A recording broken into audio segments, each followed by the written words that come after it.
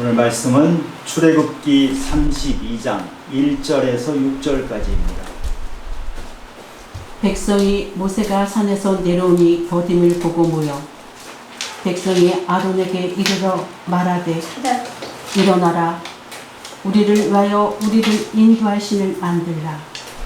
이 모세 곧 우리를 애굽 땅에서 인도해 낸 사람은 어찌 되었는지 알지 못함입니다. 아론이 그들에게 이르되 너희의 아내와 자녀의 귀에서 금고리를 떼어 내게로 가져오라. 모든 백성이 그 귀에서 금고리를 떼어 아론에게로 가져가니 아론이 그들이 손에서 금고리를 받아 부어서 조각칼로 새겨 송아지 형상을 만드니 그들이 말하되 이스라엘아 이는 너희를 애굽 땅에서 인도하여 낸 너희의 신이로다 하는지라. 아론이 보고 그 앞에 제단을 쌓고 이에 아론이 공포하여 이르되 내일은 여호와의 절일이니라 하니 이튿날에 그들이 일찍이 일어나 번제를 드리며 화목제를 드리고 백성이 앉아서 먹고 마시며 일어나서 뛰놀더라. 아멘. 오늘 본문은 시내산 자락 밑에서 금송아지를 만든 유명한 사건이죠. 정신이 멀쩡한 사람들이 금송아지 앞에서 절하고 돼지머리 앞에서 절하고 상상이 안 가는 것 같지만 실제로 이 땅에서도 이런 일이 너무나 많이 일어나고 있습니다. 하나님은 우상 섬기는 것을 가장 싫어하시는데 인간들은 끊임없이 우상을 만들어내고 있습니다. 오죽하면 칼빈이 인간의 마음은 우상을 만들어내는 공장이다 이렇게까지 말했어요. 오늘 이 금송아지 사건은 우리에게 무엇을 말하는지 함께 나누고 싶어요. 1절에 보니까 백성이 모세가 산에서 내려오니 더딤을 보고 모여 백성이 아론에게 이르러 말하되 일어나라 우리를 위하여 우리를 인도할 신을 만들라. 이 모세 곧 우리를 애굽 땅에서 인도하여 낸 사람은 어찌 되었는지 알지 못함이니라. 지금 모세가 하나님 말씀을 받으러 시내산 위에 올라갔는데 한참 동안 내려오질 않아요. 그 밑에서 기다리는 사람들은 모세가 살았는지 죽었는지 알 수가 없는 거예요. 그러니까 지금 아론에게 그 모세가 지금 어떻게 되었는지 알 수 없으니까 우리를 위해서 신을 만들라 이렇게 요구하고 있는 것이죠. 하나님께서는 이미 십계명을 주셨거든요. 백성들이 그 십계명을 받으면서 하나님 말씀을 반드시 지키겠습니다. 왜 두 번이나 약속을 해요? 성경에 두 번 약속했다는 것은 바꿔 말하면 목숨을 걸고 지키겠습니다 이렇게 말했던 거.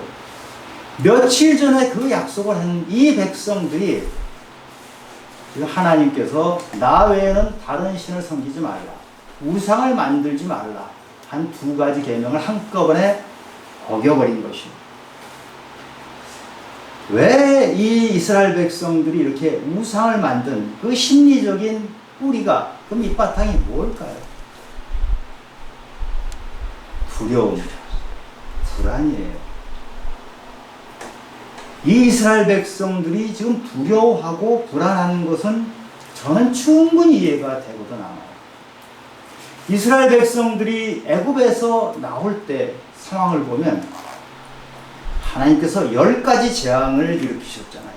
그 중에 마지막 재앙이 뭡니까? 바로의 장자도, 이집트의 모든 백성의 첫 아들 장자도, 가축의 장자까지도 모두 죽는 살벌한 그런 현장을 겪었어요.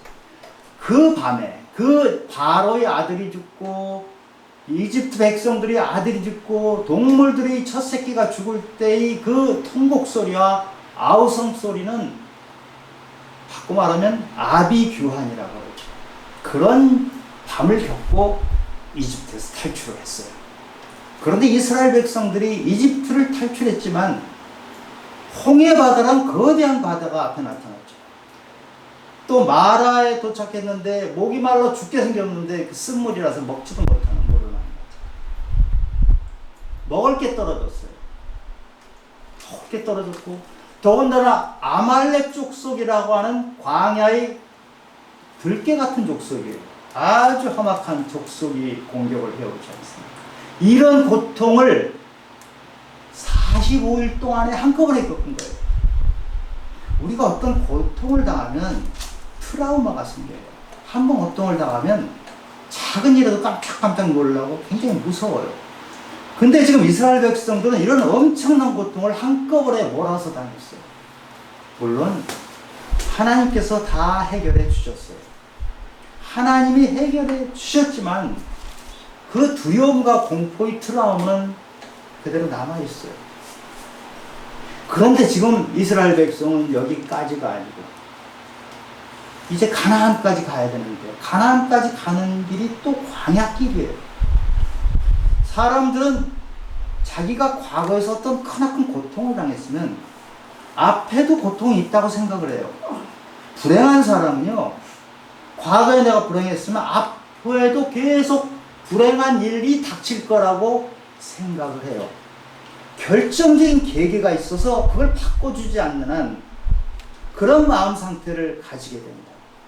그러니까 이 사람들이 그 두려움에서 붙잡은 것이 지금 우상을 붙잡은 거예요. 만약에 하나님을 제대로 믿었다면 그 두려움을 이겨낼 수가 있잖아요. 그 아주 어린 아이가 아빠 품속에서 가는데 깜깜한 밤이에요. 어디로 가는지도 모르고 바깥의 상황은 너무 어둡고 무서워요. 그런데 그 아이가 아빠 품속에서 가면은 새근새근 잠이 들어요. 편안하게 잠을 잡니다. 우리 믿음이란 게 그런 거예요. 하나님을 믿고 가면 비록 캄캄한 밤중길을 가더라도 새근새근하게 잠든 아기처럼 마음 놓고 갈 수가 있어요. 그런데 지금 이 이스라엘 백성들에게는 그런 믿음이 아직 생기질 않았어요. 그런데 놀라운 것은 이스라엘 백성들은 온갖 기적을 다 겪었잖아요. 홍해를 하나님이 가르는 대단한 엄청난 기적을 겪었죠. 만나가 하늘에서 떨어져서 그걸 먹고 살아요. 매일매일 먹고 살아요. 그런 엄청난 기적을 이스라엘 백성들이 겪었으면서도 이스라엘 백성들은 기적만 겪었지 기적을 일으키신 하나님에 대해서는 너무나 몰랐던 거예요. 우리가 하나님을 믿으면 하나님이 눈에 안 보여도 그 하나님을 신뢰해요.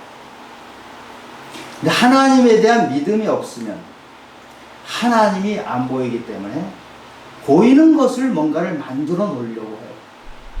그것을 하나님처럼 섬겨요. 그것이 우상이죠. 히브리서 11장 1절에 믿음은 바라는 것의 실상이고 보이지 않는 것의 증거라고 했잖아요. 여러분 밤에 별이 눈에 몇 개나 보여요? 요즘 밤에 별 한 10개도 보기 어렵죠. 아마 별이 한 50개만 보이는 날은 너무너무 맑은 날이고 기분 좋은 날일 거예요. 근데 하늘에 별이 몇 개나 있어요? 생활을 헤아릴 수 없죠. 어떤 천문학자가 계산한 걸로는 7조 개가 있다 그래요. 7조 개라는 것이 이 지구상에 있는 모래알을 다 합치는 것이 10배 정도라 그래요. 어마어마한 숫자의 별이 있어요. 근데 여러분들 그 별을 7조 개를 다 보세요. 안 보이는데 그 천문학자가 7조 개 있다 그러니까 그렇게 믿잖아요. 그 과학자를 믿으니까 그 사람이 하는 말을 믿어요. 보이지는 않는데도 믿는 거예요. 믿음은 듣는 것 같고 보이는 것처럼 확실하게 우리에게 다가오는 것이에요. 욥이 심한 고난을 당하고 고난을 이겨내면서 그전에는 하나님을 듣기만 하였사오나 이제는 눈으로 보옵나이다 그렇게 고백을 했잖아요. 아멘. 저는 우리 모두 하나님을 눈으로 보는 것처럼 그렇게 믿기를 바래요. 아멘. 우리 기독교 역사에는요 수많은 순교자들이 있었어요. 목숨을 걸고 믿었던 사람들. 그 사람들이 믿는 하나님은 눈에 보이는 하나님이었어요. 안 그러면 가짜, 거짓 같으면 거기에 어떻게 목숨을 겁니까? 여러분 같으면 가짜, 거짓에 있을지도 모르는 그런 것에 목숨을 걸어요? 안 그러잖아요. 목숨을 건다는 것은 확실한 믿음이 있기 때문에 지금 내 이 육체적인 눈에는 보이지만 영의 눈에는 확실히 보이기 때문에 그것을 믿고 목숨까지 거는 거예요. 그런데 그런 믿음이 없으니까 현실에 있는 모든 것들이 너무너무 두렵고 무서워요. 그래서 눈에 보이는 뭔가를 만들어 놓은 것이 바로 우상이에요. 우상을 만들고 섬기는 두 번째 이유는 우리 탐욕, 탐심, 욕심 때문에. 골로새서 3장 5절에서는 탐심이 우상 숭배다 이렇게 얘기해요. 오늘 백성들이 이 금송아지를 만들어 달라고 하는데 그 만들어 달라고 하는 장면을 보면 우리를 위하여 우리를 인도할 신을 만들어 달라. 우리, 나. 우상을 섬기는 마음의 뿌리에는 항상 내가 있어요. 내가 복을 받아요. 내가 잘 돼야 되고. 이것이 기본적인 우상을 섬기는 그 마음이에요. 우상은요, 십계명 같은 거 요구하지 않아요. 까다롭게 요구하지 않아요. 단순해요. 그리고 오늘 금송아지를 만들었는데 이 크기가 그렇게 크질 않아요. 연구한 것에 의하면 한 20cm 정도의 크기였다는 거예요. 순금 덩어리로 20cm 정도는 금송아지를 만들었는데 이것은 들고 가기도 좋아요. 어디든지 자기가 원하는 곳에 갖다 놓고 절하면 얼마나 만족하는지 몰라요. 그리고 그 앞에서 내가 원하는 대로 해요. 무슨 광란의 춤을 추건 뭐 진짜 미쳐 돌아가건 그 금송아지는 절대 꾸짖질 않아요. 편해요. 그래서 금송아지를 이렇게 만들어 놓고 원래 하나님이 있던 그 자리를 하나님을 뒤쪽으로 좀 올라가게 하시고 금송아지를 앉혀놓고 숭배하는 것이에요. 그러니까 칼빈이 우리 마음이 이 우상을 만드는 공장이라고 했어요. 그런데 이 금송아지만 우상이 아니고 이런 형태를 안 갖췄다 하더라도 우리에게는 우상이 너무너무 많아요. 지금 이스라엘 백성들이 금으로 송아지를 만들었는데 왜 송아지를 만들었을까요? 송아지는 다산, 풍요의 상징이에요. 지금 이 시대에 우리에게 다산과 풍요의 상징이 뭐죠? 돈이에요. 지금 이 시대에는 돈만큼 힘이 센 우상이 없어요. 하나님께서는 우리에게 돈을 주셨거든요. 너희들이 돈을 잘 활용해서 선한 일에 쓰고 보람이 있는, 의미 있는 일에 쓰라고 주셨는데 돈을 사랑하고 돈을 탐하는 순간 돈은 우상으로 바뀌어버려요.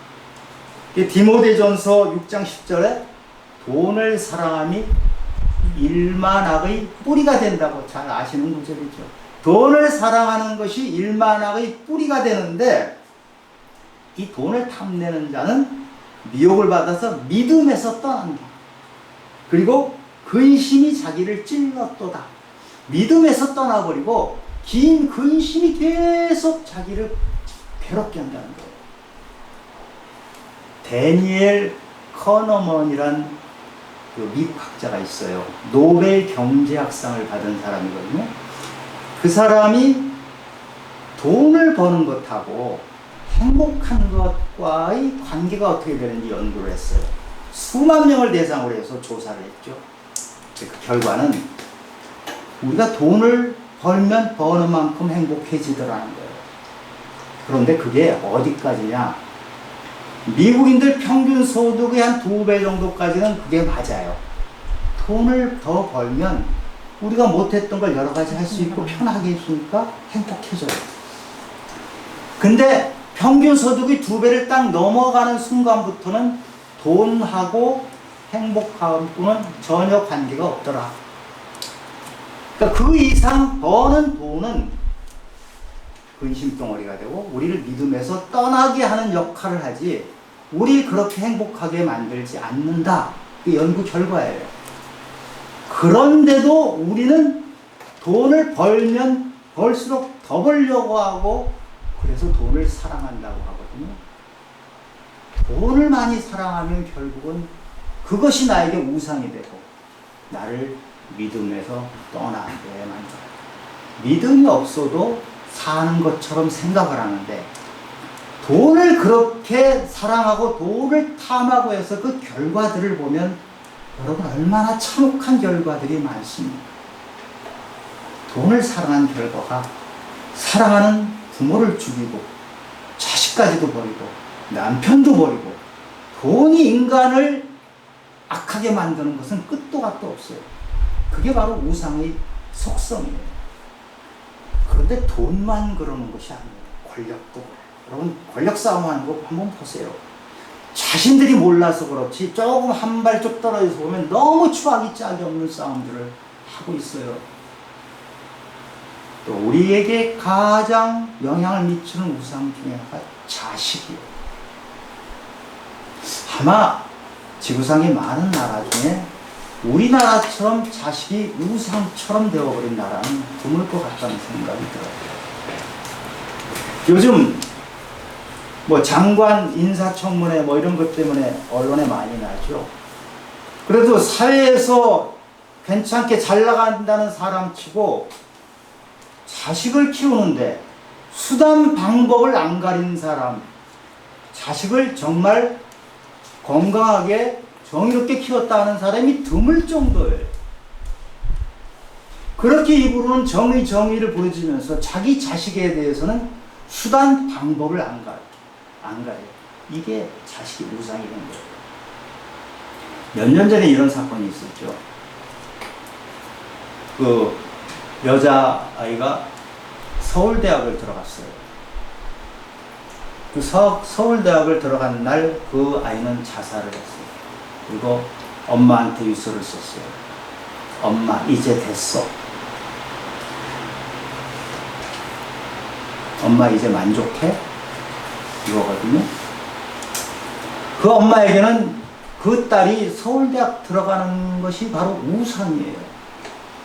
아마 이렇게 딸에게 얘기를 했을지도 몰라요. 야, 다 너를 위하는 것이야. 네 잘 되라고 거야. 말은 그렇게 하지만 그 뿌리에는 자신의 욕망이 꿈틀댔던 거예요. 그래서 딸을 거기까지 몰아댄 거예요. 이게 바로 우상이 하는 일이에요. 우리를 잠깐 즐겁게 하는 것 같고 그럴듯한 걸 해주는 것 같은데 파멸로 이끌어요. 교회를 열심히 다니고 봉사를 열심히 하면 우상과 관계가 없어지나요? 교회를 열심히 다니는데 봉사도 열심히 하고 구제도 열심히 하는데 하나님의 영광을 위해서 하는 것이 아니고 내 이름을 드러내기 위해서 하는 것, 그것이 우상이에요. 교회를 열심히 다니는데 진정 하나님의 영광을 위해서 하나님의 뜻을 받들기 위해서 하는 것이 아니고 나를 드러내기 위해서 하는 그런 교인들은 지금 이 땅의 교회에도 많이 있어요. 바리새인들이 바로 그런 사람들이었죠. 바리새인들은 하나님 이름으로 하는 것 같은데 다 자기들의 신념, 자기들의 가치, 자기들이 가지고 있는 것을 실현하기 위해서 했던 사람들이니까. 예수님이 그 바리새인들에게 회칠한부도마 독사의 자식들아 했죠. 예수님이 그렇게 심한 욕을 하시는 분이 아닌데 오죽하면 그런 욕을 했어요. 교회 안에서 하나님의 이름으로 우상을 섬기는 것처럼 무서운 것이 없는 거예요. 그거는 다른 사람들도 착각하게 만들고 자신도 착각해서 천국 앞에 딱 하나님 앞에 서는 순간 하나님께서 나는 너를 모른다. 자기는 열심히 한 걸로 착각을 하는데 하나님이 나는 너와 전혀 상관이 없어. 이 말씀을 하신단 말이에요. 우리는 교회를 다닌다고 해서 되는 것이 아니고 교회 안에서 나의 믿음의 행위가 진짜 어떠한 순수한 뜻을 가지고 있는지, 진짜 하나님을 내 안에 모시고 있는 건지, 아니면 나라는 우상을 섬기고 있는 것인지를 살펴봐요. 즉 백성들은 지금 그런 심리 상태에 있어요. 그런데 백성의 지도자라고 하는 아론은 어떤가 보니까 지금 우상 섬기는데 아론이 앞장서고 있어요. 아론이 지도자라고 하는데 이 지도자가 잘못된 지도자라서 모세는 지도자가 되는 과정이 험난했어요. 애굽이 왕자였던 모세가 목숨을 구하려고 도망쳤잖아요. 미디안 광야에서 40년을 양치기 하면서 외로움과 고독과 이런 그 힘든 상황에서 40년을 버텨가면서 인격이 성장을 한 거예요. 아론이 지도자 된 것은 모세의 형이기 때문에 그냥 지도자가 되어버렸어요. 지도자의 자질을 갖추거나 지도자로서의 성품을 갖출 만한 전혀 기회가 없이 지도자가 됐기 때문에 아론은 지금 이런 우상의 문제에 있어서도 정말 백성들이 잘못한 것을 교정해주고 회개하도록 하는 역할을 하는 것이 아니고 앞장서고 있어요. 그런데 이 아론의 모습을 보면요, 이 우상 섬기는 사람들의 전형적인 모습이 나와요. 아론은 하나님의 것을 훔쳤어요. 가로챘어요. 지금 이스라엘 백성들이 가지고 있는 금귀걸이 뭐 이런 것들이 다 애굽에서 나올 때 가져온 거잖아요. 이것은 이미 400년 전에 하나님께서 약속하신 거예요. 너희들이 애굽에서 나올 때 그런 금귀걸이 뭐 이런 재물들을 가지고 나올 것이다. 하나님 말씀대로 그 애굽 사람들이 이스라엘 백성들한테 그런 것들을 재물들을 잔뜩 주었어요. 그걸 가지고 나왔거든요. 왜 그걸 가지고 나왔죠? 하나님께서 성막을 만드는 데 쓰라고, 너희들 믿음 생활을 위해서 쓰라고 하나님이 하셔서 가지고 나온 거예요. 근데 하나님이 성막 지으라고 한 그 금덩어리들을 가지고 금송아지를 만들었어요. 하나님의 것을 훔친 거거든요. 가로챈 거예요. 두 번째, 우상 섬기는 사람들이 전형적인 모습 중에 하나가 거짓이에요. 우상 섬기는 사람들은 100% 거짓에 휩싸였어요. 아론이 어떻게 거짓을 했나 볼까요? 지금 32장 24절에 아론의 말이 나오는데, 모세가 아론에게 얘기해요. 아니, 어떻게 이렇게 무슨 금송아지 만들고 이렇게 하고 있어요? 모세가 얘기하니까 아론이 뭐라 그러냐면, 사람들이 금을 가지고 왔는데 그걸 불에 던졌더니 그냥 송아지가 만들어졌어. 아니잖아요. 자기가 백성들이 가져온 걸 녹여가지고 조각칼로 해가지고 금송아지를 만든 거거든요.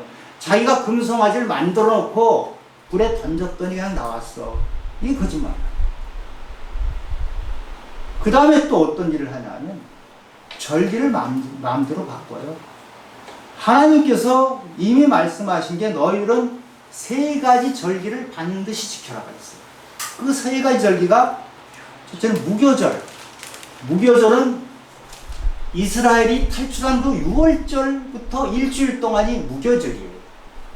그 다음에 맥추절. 맥추절은 오순절하고 똑같아요. 같은 날이에요. 그리고 수장절. 수장절은 초막절. 곡식을 다 걷고 초막에 살던 걸 기념해 사라는 것을 하나님이 주신 이 세 가지 절기를 반드시 지켜라 하고 하나님이 말씀하셨는데, 지금 아론은 금송아지 놓고 제사를 지내고 나서 내일이 우리 절기다 이렇게 말을 해요. 절기를 마음대로 바꿔요.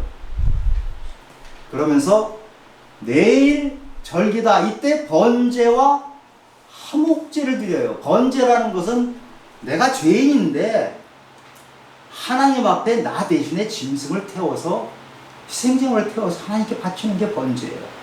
화목제는 내가 하나님과 너무 거리가 떨어져 있어. 하나님과 관계를 회복시키겠다는 뜻에서 화목제를 드리는 건데, 이걸 금송아지를 내놓고 금송아지한테 절하면서 그 제사를 지냅니다. 그러면서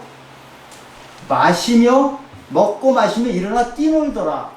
뭘 마셨겠어요? 먹고 마셨다는 게 술을 마시죠. 술을 먹고 마시고 뛰놀더라. 뛰는 게 무슨 달리기 한 거예요? 난장판이라는 거예요. 표현을 바꿔야 돼요. 광란의 축제를 한 거예요. 광란의 축제에 술과 함께 있을 때 반드시 있는 게 음란이에요. 우상을 섬기는 곳에서는 반드시 음란이 있어요. 여러분 힌두 사원 혹시 뭐 가보진 않으셨어도 TV에 보면 그 조각들 많이 나오죠. 조각들이요, 기기묘묘한 섹스 장면들을 조각하여 이집트하고 그리스의 신전이 많잖아요.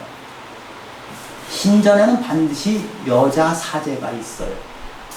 그 여자 사제는 섹스하는 여자예요. 그 신전에 예배 드리러 오는 사람들, 그 우상 앞에 예배 드리러 오는 사람들과 섹스하는 것이 축제예요. 지금 이스라엘 백성들이 먹고 마시며 뛰놀더라. 지금 그런 모습으로 돌고 있는 거예요. 기가 막힌 현장 아닙니까? 하나님께서 지금 이스라엘 백성들을 끄집어내가지고 얼마나 애타게 끌고 여기까지 왔어요. 가나안까지 가야 되는데 이 난장판을 펴고 있어요. 우상을 섬기면서. 아버지가 아들을 잘 키워놨는데 잠깐 아버지가 없는 사이에 이 아들이 게임하는 친구, 술 마시는 친구, 도박하는 친구, 마약하는 친구, 이게 전부 중독성이 있는 거거든요. 이런 친구들하고 노는 거예요. 그런 친구들하고 놀면요, 세상에 굉장히 행복한 것 같아요. 세상 걱정이 다 없어지는 것 같아요. 그래서 술 먹고 도박하고 마약하고 하는 거잖아요. 세상 걱정이 없죠. 두려움도 없고. 그런데 문제는 이게 일시적이라는 거예요. 일시적인 이 시간이 지나면 더 큰 허무, 더 큰 실망, 더 큰 인생의 낭떠러지 같은 것이 자기에게 다가와요. 그 절망감 말할 수 없어요. 저도 과거에 조금 이게 뭔지 알거든요. 근데 지금 이스라엘 백성들이 그 상태에 있으니 지금 그것을 보는 하나님 마음이 얼마나 아프겠어요. 하나님이 아마 이 광경을 보면서 눈물을 흘리실 거예요.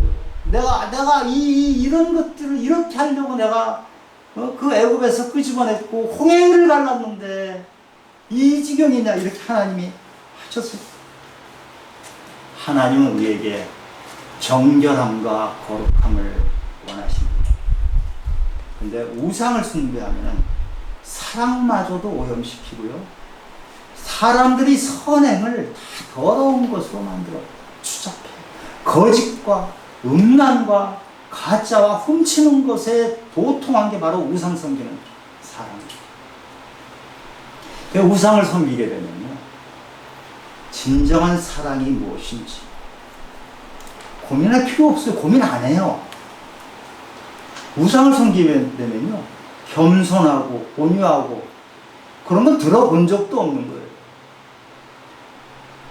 정말 인격이 갖춰지고 좋은 성품으로 만들어지고 이런 거하고는 관계가 없어요.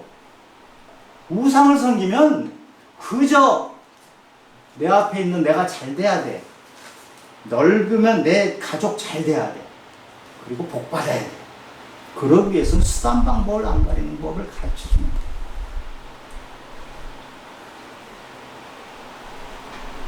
하나님을 믿으면 우리는 나, 우리 내 가족 하던 거에서 벗어나서 하나님의 뜻이 무엇인지를 찾아가는, 설사 그 뜻을 찾아가는 그 길이 때론 험하고 고난의 길이라 할지라도 그 길을 향해 가는 것이요.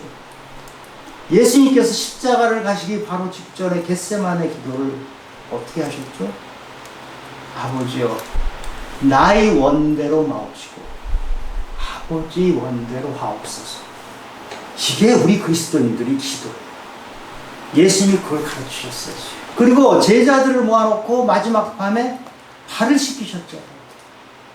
스승이 제자의 발을 씻긴다는 건 그 당시엔 상상할 수 없는 일인데 섬김의 본을 보여주시고, 그러니 이 예수님을 전하러 다녔던 사도 바울이 똑같이 하는 것이죠.